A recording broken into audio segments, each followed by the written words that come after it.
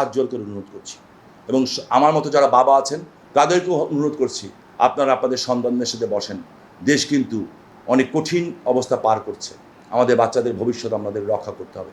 MP হিসাবে না, বাবা হিসাবে অন্য বাবা মাদের কাছে অনুরোধ করলাম। এই ছাত্র আমার সন্তান, সো যদি কেউ তাদেরকে নিয়ে গেম খেলে থাকে, আমার মনে হয় তার সঠিক গেম খেলা নেই। আর ছাত্ররাও যদি এখনও কাউকে গেম খেলার সুযোগ করে দেন, তাদেরকেও ধরে নিতে হবে তারা কোনো পলিটিক্যাল পার্টির পারপাস সার্ভ করছে, তারা নিউট্রাল ছাত্র না, তারা একটা দলভুক্ত ছাত্র। যে নিউট্রাল সাজছেন কিন্তু অ্যাকচুয়ালি নিউট্রাল না। It's very difficult job identify করা, কিন্তু এই কাজটা আমাদের সবার, পলিটিশিয়ানদের, সাংবাদিকদের, বিশেষ করে বাবা মার, এলাকার মুরব্বীদের, সবার। নেক্সট প্রজন্ম, এরা আমাদের বংশধর, এরা আমাদের ভবিষ্যৎ বংশধর। ওদের জন্যই তো জাতির পিতার কন্যা শেখ হাসিনা তো কাজ করছেন। তো বিষয়টা কী হচ্ছে যে এই ব্যাপারটাতে সরকার, এটা একটা সেটেল ম্যাটার ছিল, কিন্তু মুক্তিযুদ্ধের সন্তানেরা তারা তাদের একটা অ্যাপিল করেছে, ওকে, আচ্ছা ভালো। সেই অ্যাপিলের এগেনস্টে সরকার নিজেই কিন্তু কোর্টে গেছে যে নো, সেই জায়গাটাকে এইটুক ছোট্ট একটা জিনিস আমরা সাধারণ ছাত্রদেরকে বোঝাতে সক্ষম হইনি, এটা আমাদের ব্যর্থতা। আর ছাত্রদের ব্যর্থতা হচ্ছে এটা, তোমরা কারা? তোমরা ঢাকা ইউনিভার্সিটির ছাত্র, ইঞ্জিনিয়ারিং ইউনিভার্সিটির ছাত্র, মেডিকেল কলেজের ছাত্র, ব্র্যাক বিশ্ববিদ্যালয়ের ছাত্র, নর্থ সাউথের ছাত্র, কিংবা চট্টগ্রাম বিশ্ববিদ্যালয়ের ছাত্র। সো তোমরা হাইলি এডুকেটেড পারসন। ঠিক আছে, প্রথম 3-4 দিন 5 দিন তারা যেটা করেছে আমার তাতে দ্বিমত নাই, কারণ তারা বলেছে, তাদের কথা ছিল ডু ইট নাও। আমিও একসময় স্টুডেন্ট ছিলাম, আমাদেরও তখন বক্তব্য এটা ছিল ডু ইট নাও। ছাত্ররা লেট করতে চায় না, এটা সেন্টিমেন্টাল। এই সেন্টিমেন্টটা যারা তাদের দায়িত্ব ছিল তারা ঠিকমতো এই সেন্টিমেন্টটার সাথে অ্যাডজাস্ট করতে পারেননি বলে আমার কাছে মনে হয়েছে। সেখানে ছাত্রদেরও একটা দায়িত্ব আছে কিন্তু।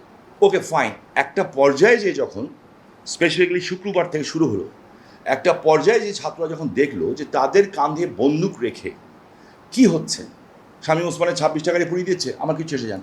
হ্যাঁ, আমার পেটে ভাত পড়বে না, হয়তো কষ্ট হবে, আমার যারা আমার গাড়ি ব্যবসায়ী আমরা হয়তো কষ্ট আমরা পাবো। নম্বর জ্বালিয়ে দিয়েছে, সাইনবোর্ডে পাসপোর্ট অফিস জ্বালিয়ে দিয়েছে, আওয়ামী লীগ পুড়িয়ে দিয়েছে, ব্যবসা প্রতিষ্ঠান লুটপাট করেছে। আচ্ছা বুঝলাম, এটা ক্ষতিপূরণ আজকে না হয় কালকে হয়ে যাবে। ছাত্রদের বলতে চাই, সাহস আমাদের কম ছিল না বাবা।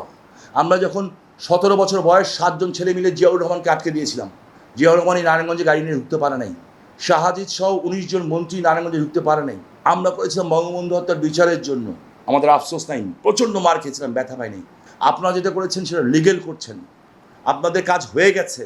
এখন যেই সমস্ত দাবি দেওয়া আছে সেগুলি প্লেস করেন, প্লেস করে লেখাপড়ায় ফিরে যান। আপনাদের কাঁধে বন্দুক রেখে যাতে কেউ বাংলাদেশের মানচিত্রকে ক্ষতবিক্ষত করতে না পারে। এই দেশ আপনার আমার মায়ের দেশ। একটা সাংবাদিক মেয়েকে যদি রাস্তায় নগ্ন করে তার গোপন অঙ্গ ছিঁড়ে দেওয়া হয় হাত দিয়ে, তাহলে মনে রাখবেন আপনার মা এবং বোনকে, এই দেশ মাকে কিন্তু রেপ করা হয়েছে। So this is your duty. এই দেশ আমার যতটুকু আপনারও ততটুকু দায়িত্ব, আপনারও যা আমারও তা। আপনার আমাকে পছন্দ না হয় না, নেক্সট টাইম আমাকে বাদ দিয়ে আমার জায়গায় এসে বসেন, নো প্রবলেম, বাট ওদের হাতে দেশ ছেড়ে দিয়ে না। আমরা একটা জিনিস চাই, জাতির পিতাকে হারিয়ে আমরা যখন 7-8 ছাত্র ছিলাম, আমাদের যৌবন কৈশোর সব নষ্ট হয়ে গেছে। কেন আমরা রাজনীতি করতে আসবো? আমাদের রাজনীতি করতে আসার কথা না, আমরা একটা সুন্দর জীবনে যাপন করতে পারতাম। বঙ্গবন্ধু থাকলে দেশ জাপান হয়ে যেত বহু আগে। আমাদের ওই লাইফটা নষ্ট হয়েছে। এখন যাতে নতুন করে এই বাচ্চা ছেলেগুলির ভুলে অন্য কেউ সুযোগ নিয়ে, যাতে ওদেরকেও আবার আমার মতো এই 50 বছর পরে যে আফসোস করতে না হয় যে আমাদের জীবনটা নষ্ট হয়ে গেছে। আমরা কিন্তু জীবনে শান্তি পাইনি। অর্ধেক জীবন তো আমাদের মসজিদের মধ্যে, বস্তির মধ্যে কাটাতে হয়েছে। 79 সন থেকে 80 সন থেকে জেল খাটা শুরু হয়েছে।